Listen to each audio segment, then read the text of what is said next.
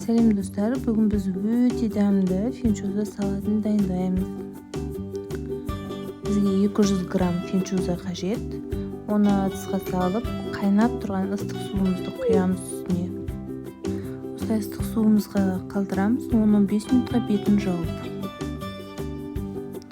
10-15 минуттан кейін финчузамыз дайын болады. Суға салған финчузамыз ісіңкіреп, әдемі болып шығады.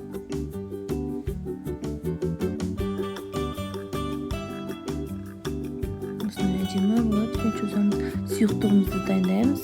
Оған кинза, чеснок, қызыл бұрыш, паприка, тұз, кішкене сахар қосып, бәрін бір ыдысқа салып, қызып тұрған түтіні шыққан майымызды құйып араластырамыз. Сұйықтығымыз дайын, финчузаның үстіне саламыз.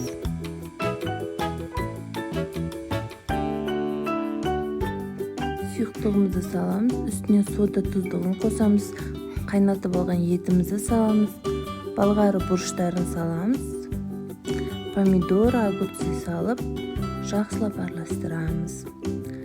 Өте дәмді финчуза салатымыз осымен дайын.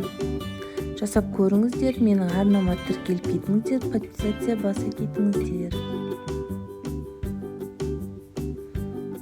Ас болсын.